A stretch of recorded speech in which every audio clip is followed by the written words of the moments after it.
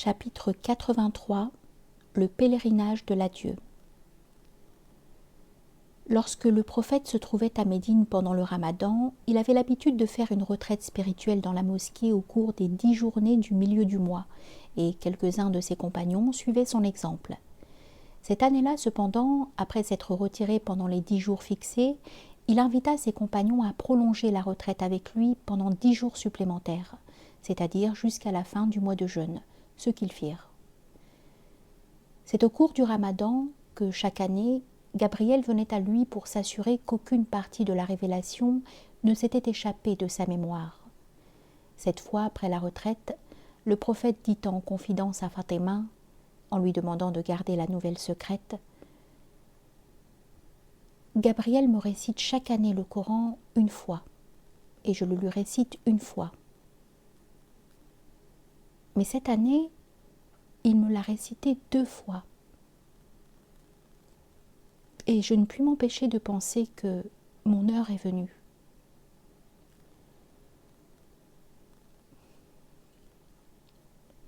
Le mois de Shawwal s'écoula, et le 11e mois de l'année venue, il fut proclamé dans tout Médine que le prophète allait lui-même diriger le pèlerinage. La nouvelle parvint aux tribus du désert, et de toutes les directions des fidèles confluèrent vers l'oasis, désireux de saisir l'occasion qui leur était offerte d'accompagner l'envoyé à chacune des étapes du chemin. Le pèlerinage allait être différent de ce qu'il avait été depuis des centaines d'années. Les pèlerins seraient tous des adorateurs du Dieu unique, et aucun idolâtre ne profanerait la maison sainte en y accomplissant des rites païens. 5 jours avant la fin du mois, le prophète quitta Médine à la tête de plus de 30 000 hommes et femmes. Toutes ses épouses étaient présentes, chacune dans son palanquin, escortée par Abdurrahman ibn Auf et Uthman ibn Affan. Abu Bakr était accompagné de son épouse Asma, qui, à l'une des premières haltes, donna naissance à un fils qu'ils appelèrent Muhammad. Abu Bakr voulait renvoyer Asma à Médine, mais sur le conseil du prophète, il lui dit d'accomplir la grande ablution, puis de se sacraliser pour le pèlerinage et de poursuivre la route avec eux, comme elle en avait eu l'intention. Au coucher du soleil du 10e jour, qui suivit leur départ de Médine, le prophète atteignit le col par lequel il était entré à la Mecque le jour de la victoire. Il y passa la nuit et le matin suivant descendit vers la vallée. Arrivé en vue de la Kaaba, il leva les mains vers le ciel en signe de respect, laissant tomber la bride de son chameau qu'il prit ensuite dans la main gauche, continuant de tendre la main droite en geste de supplication. « Ô Dieu, pria-t-il, fais que cette maison reçoive toujours davantage d'honneur, de glorification, de dons, de vénération et de pitié de la part des hommes. » Étant entré dans la mosquée, il fit les 7 tournées de la Kaaba, puis s'arrêta pour prier à la station d'Abraham. Ayant ensuite gagné la colline de Safa, il parcourut 7 fois la distance qui la séparait de Marwa, et tous ceux qui étaient avec lui s'efforcèrent de graver dans leur mémoire les formules de louange et les prières qu'il prononçait à chacune des stations.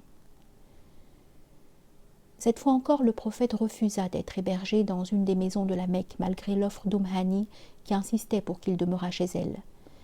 Le 8e jour de la nouvelle lune, il fit route vers la vallée de Mina, suivi par le reste des pèlerins.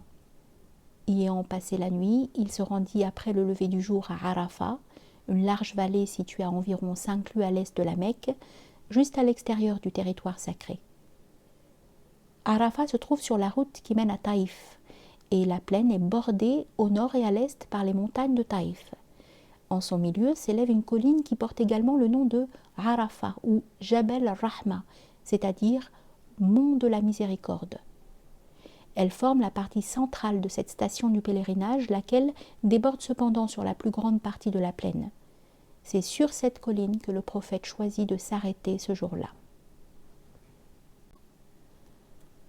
Quelques Mécois s'étonnèrent que le prophète soit allé aussi loin, car même si les autres pèlerins allaient jusqu'à Arafat, les Qurayshites avaient eu coutume jusque-là de ne pas sortir du territoire sacré, disant « Nous sommes le peuple de Dieu ». Le prophète expliqua qu'Abraham avait établi le jour de Arafat comme une partie essentielle du pèlerinage et qu'en fait les Qurayshites en avaient délaissé la pratique. Ce jour-là, le prophète rappela l'antiquité du pèlerinage et les mots « héritage d'Abraham » furent souvent sur ses lèvres. Pour bien montrer à toutes les tribus que dorénavant les inimitiés sanglantes étaient éteintes dans toute la communauté islamique et que la vie et les possessions de chaque homme étaient sacro-saintes, le prophète envoya Rabi'a, le frère de Safwan, qui avait une voix puissante, proclamer ce message à travers la foule des pèlerins. L'envoyé de Dieu vous demande « Savez-vous en quel mois nous sommes ?» Les gens restèrent silencieux. Et il répondit « Le mois sacré ». Puis il demanda « Savez-vous quel est ce territoire ?» Le silence se faisant toujours, il répondit lui-même « Le territoire sacré ». Puis il déclara « Savez-vous quel jour nous sommes ?» Et ce fut encore lui qui donna la réponse. Le jour du grand pèlerinage. Puis il proclama les paroles que le prophète lui avait dictées. En vérité, Dieu a rendu inviolable pour vous le sang et les biens des uns et des autres, jusqu'à ce que vous rencontriez votre Seigneur. De même qu'il a rendu inviolable ce jour qui est le vôtre, ce territoire qui est le vôtre, et ce mois qui est le vôtre. Lorsque le soleil eut dépassé son zénith, le prophète fit un sermon qui, après les louanges à Dieu, s'ouvrit par ces mots. « Écoutez-moi, ô gens, car je ne sais pas si je me retrouverai avec vous en cet endroit passé cette année. » Il les exhorta ensuite à bien se traiter réciproquement, à faire ce qui est prescrit et à éviter ce qui est défendu. Enfin, il leur dit « J'ai laissé parmi vous ce qui, si vous vous y tenez fermement, vous préservera de l'erreur. Une orientation claire, le livre de Dieu et la parole de son prophète. Ô gens, écoutez mes paroles et comprenez. » Il leur transmit ensuite un verset qu'il venait de recevoir et qui complétait et achevait le Coran, étant le dernier à avoir été révélé. Ce jour, les incroyants ont perdu l'espoir de l'emporter sur votre religion. Ne le craignez donc pas, mais craignez-moi. Aujourd'hui, j'ai parachevé votre religion et je vous ai accordé ma faveur complète, ayant agréé pour vous l'islam comme religion. Il conclut son bref sermon en posant cette grave question. Ô gens, vous ai-je fidèlement délivré mon message ? Un puissant murmure d'assentiment s'éleva alors de milliers de gorges, et les mots « Allahumma na'am » par Dieu, oui, résonnèrent comme le tonnerre à travers la vallée. Le prophète leva l'index et s'exclama « Ô Dieu, sois témoin !»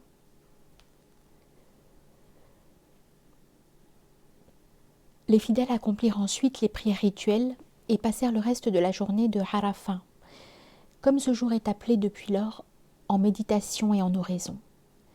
Le soleil s'était à peine couché que le prophète enfourcha son chameau et, invitant Oussama à monter derrière lui, descendit la colline et traversa la vallée en direction de la Mecque, suivi par la troupe des pèlerins. La tradition voulait que l'on presse sa monture durant cette traversée, mais dès les premiers signes de précipitation, le prophète s'écria « Doucement, doucement, que vos âmes restent paisibles, et que les forts d'entre vous aient le souci des faibles. » Ils passèrent la nuit à Muzdalifa, le lieu qui se trouve à l'intérieur du territoire sacré, où ils ramassèrent les petits cailloux devant servir à lapider Satan, représenté par 3 piliers plantés à Aqaba, dans la vallée de Mina. Saouda demanda au prophète la permission de quitter Muzdalifa le matin très tôt. Étant d'une corpulence qui sortait de l'ordinaire, Elle avait beaucoup souffert de la chaleur et des tribulations du voyage, et elle souhaitait pouvoir accomplir le rite de la lapidation avant l'arrivée de la foule. Le prophète l'envoya donc en avant en compagnie de Sulaym et escorté par Abdallah, l'un des fils de Abbas. Le prophète lui-même accomplit la prière de l'aube à Muzdalifa et conduisit ensuite les pèlerins à Aqaba, ayant pris Fadl en croupe sur son chameau. C'était à ce même endroit et ce même jour que 12 ans plus tôt, il avait rencontré les 6 Khazrajites venus lui prêter serment d'allégeance, préparant ainsi le premier puis le second pacte de Aqaba. Une fois la lapidation terminée, les animaux furent sacrifiés et le prophète demanda à un homme de lui raser la tête. Les pèlerins se rassemblèrent autour de lui dans l'espoir de conserver quelques mèches de ses cheveux. Abou Bakr devait faire observer plus tard le contraste frappant que présentait le même Khalid qui, à Uhud et à la tranchée, combattait dans les rangs ennemis et qui maintenant s'adressait au prophète en ces termes. « Ô envoyé de Dieu, ta mèche de devant, donne-la moi, à moi seul, que mon père et ma mère soient le prix de ta rançon. » Et lorsque le prophète la lui eut donnée, il la pressa avec respect contre ses yeux et ses lèvres. Le prophète demanda ensuite aux pèlerins de visiter la Kaaba et de retourner à Mina pour y passer la nuit, de même que les 2 suivantes. Lui-même attendit jusqu'à la fin de l'après-midi pour se rendre à la Mecque accompagné de ses épouses, à l'exception de Aïcha qui n'était pas en état de pureté rituelle. Quelques jours plus tard, dès qu'elle le fut, il l'envoya, escortée de son frère Abdurrahman, en dehors du territoire sacré où elle se sacralisa à nouveau avant de se rendre à la Mecque pour y accomplir les tournées de la Kaaba. Leur campagne du Yémen terminée, les 300 cavaliers que le prophète avait envoyés en expédition durant le Ramadan remontèrent du sud vers la Mecque. Ali avait pris de l'avance sur la troupe, impatient de retrouver le prophète aussitôt que possible et de faire le pèlerinage avec lui. Et la chose s'était passée comme il avait espéré. Il y avait dans le 5e du butin qui revenait à la communauté suffisamment d'habits pour vêtir l'armée entière. Mais Ali avait décidé que la totalité du butin devait être remise intacte au prophète. En son absence cependant, l'homme à qui Ali en avait confié la garde avait été convaincu de prélever sur la réserve de quoi permettre à chaque homme de changer de vêtements, ce qui n'était d'ailleurs nullement superflu après une absence qui avait duré près de 3 mois. Alors que la troupe n'était plus éloignée de la ville, Ali alla à sa rencontre et fut stupéfait de voir la transformation qui s'était produite parmi les siens. « Je leur ai donné des vêtements », expliqua celui-ci à qui Ali avait délégué le commandement, « pour qu'ils soient plus présentables lorsqu'ils rentreront parmi les leurs. » Chacun savait qu'à la Mecque, tout le monde portait ses plus beaux habits à l'occasion de la fête, et eux-mêmes avaient à cœur de soigner leur apparence. Ali, cependant, pensa qu'il en avait pris trop à leur aise et leur ordonna de revêtir leurs vieux habits et de remettre les neufs avec le reste du butin.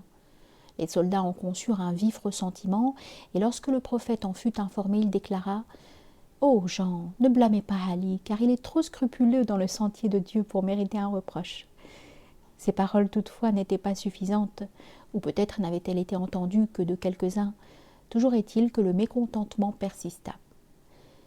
Alors qu'il s'en retournait à Médine, l'un des soldats se plaignit amèrement de Ali auprès du prophète, dont le visage changea de couleur. « Ne suis-je pas plus proche des croyants que leur propre âme ?» s'exclama-t-il. Et l'homme ayant confirmé qu'il en était bien ainsi, le prophète ajouta « Celui dont je suis le plus proche, Ali est son plus proche. »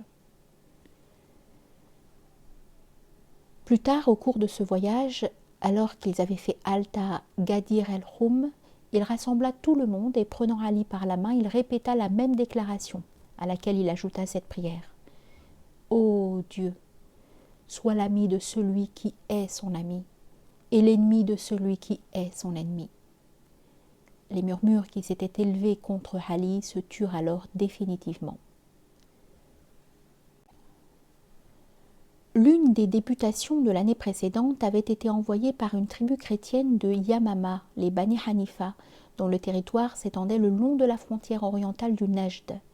Ils avaient accepté d'entrer en islam, mais l'un d'entre eux, nommé Moussaïlima, prétendait lui aussi être prophète. Et peu après que les pèlerins furent revenus de la Mecque, 2 émissaires de Yamama apportèrent au prophète la lettre suivante. De Moussaïlima, l'envoyé de Dieu, à Mohammed, l'envoyé de Dieu. Que la paix soit sur toi. Il m'a été donné de partager avec toi l'autorité. La moitié de la terre est à nous, et l'autre moitié appartient aux Quraysh, bien que ce soit un peuple de transgresseurs. Le prophète demanda aux émissaires ce qu'ils pensaient de l'affaire, et ils dirent « Nous sommes du même avis que lui. » « Par Dieu, reprit le prophète, si ce n'était que l'on ne met pas à mort des émissaires, je vous couperais la tête. » Puis il dicta une lettre qu'il leur remit à l'intention de leur maître. De Mohammed, l'envoyé de Dieu, à Moussaïlima, le menteur. Que la paix soit sur celui qui suit la bonne voie. En vérité, la terre appartient à Dieu. Il la donne en héritage à qui il veut parmi ses serviteurs. Et l'issue finale est favorable à ceux qui le craignent. À la même époque, deux autres imposteurs se manifestèrent. Toulayha, un des chefs des Bani Assad, et Aswad ibn Ka'b du Yémen. Le Yéménite connut un bref succès et il devint rapidement le maître d'une vaste région, mais son orgueil le rendit bientôt insupportable à un grand nombre de ses disciples, et il fut assassiné quelques mois après. Toulayha fut finalement vaincu par Khalid, et renonçant à toutes ses prétentions, il devint un appui pour l'islam. Quant à Moussaïlima, le destin voulut qu'il fût transpercé par le javelot de Wahshi, tandis que Abdallah, le fils de Nusayba, lui portait un coup mortel avec son épée. Ce dénouement cependant n'eut lieu que plusieurs mois plus tard. En attendant, à l'heure où la lune du pèlerinage déclinait et où s'ouvrait la 11e année de l'hégire, ces imposteurs représentaient tous pour l'islam des dangers potentiels, sans compter qu'une femme de Tamim, une dénommée Saja, se prétendait prophétesse elle aussi. Il n'était cependant pas dans l'intention du prophète de se préoccuper de ces cas dans l'immédiat. Son attention se tournait vers le nord-est, vers le nord, et dans les derniers jours de Safar, le second mois de l'année, correspondant à la fin du mois de mai de l'an 632, il décida que le moment était venu de prendre une revanche après la défaite de Mouta. Ayant donné des ordres pour que l'on prépare une campagne contre les tribus arabes de Syrie qui s'étaient rangées aux côtés des légions impériales le jour où Zaïd et Ja'far avaient été trouvés morts, il fit venir Oussama, le fils de Zaïd, et en dépit de son jeune âge, il lui remit le commandement d'une armée forte de 3000 hommes.